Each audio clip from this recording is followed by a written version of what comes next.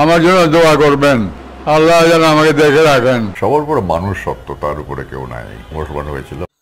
আসসালামু আলাইকুম। প্রবীর মিত্র একজন ড্যাশিং অভিনেতা ছিল, কিন্তু শেষ বয়সে এসে সে অনেক কিছু মনে রাখতে পারতেছে না, ভুলে যাচ্ছে। তার ছেলেরা বলেছে যে সে মুসলমান হয়নি, সে কিন্তু হিন্দুই আছে, কিন্তু সে একটা সোশ্যাল মিডিয়ার একটা রিপোর্টে বলেছে সে মুসলমান বা কনভার্ট হয়ে সে বিবাহ করেছে। মানুষ, সবার উপরে মানুষ সত্য, তার উপরে কেউ নাই। মানুষ সবচেয়ে বড়। এটা নিয়ে অনেকটাই তোলপাড় শুরু হয়ে গেছে। আসলে এটা নিয়ে ভাবার কিছু নেই বা আমাদের এত উতলা হওয়ার কোনো কিছু নেই। জানতে চাচ্ছি আর কি যে মুসলমান হওয়ার বিষয়টা।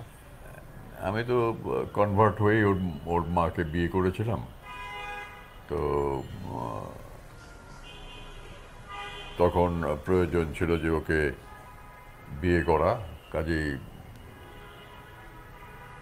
মুসলমান হয়েছিলেন তখন? তখন মুসলমান হয়েছিলাম। তারপরে তো করলাম, বিয়ে করলাম।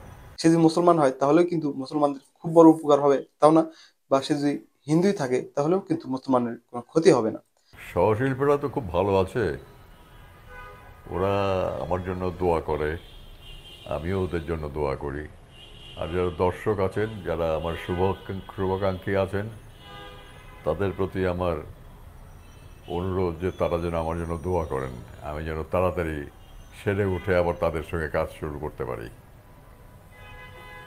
আসলে এ ব্যাপারে আমি একটা ঘটনা শোনাই। ইহুদিদের সঙ্গে যখন মুসলমানদের যুদ্ধ হয়, তার আগে একজন ইহুদি ছেলে এসে মুসলমান হয়। নবীর কাছে না যে সে সাহাবেদের কাছ থেকেই মুসলমান হয় এবং যুদ্ধে যায়। যুদ্ধেতে মারা যায় এবং ইহুদিদের এবং মুসলমানদের কে কয়জন মারা গেল তা আলাদা করা হয়।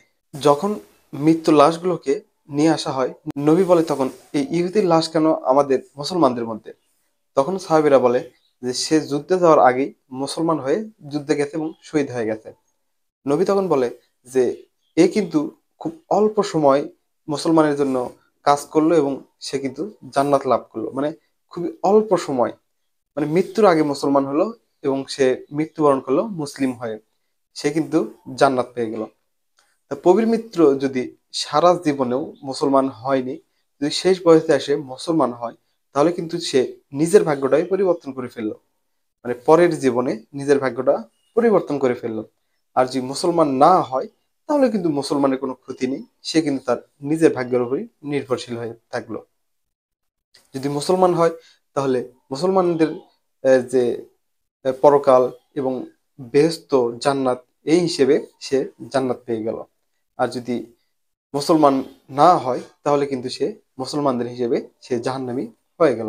তাই ছোট্ট, যদি সে মুসলমান হয় তাহলে সে ছোট্ট মানে অল্প ইবাদত করে বেশি সওয়াব পেল।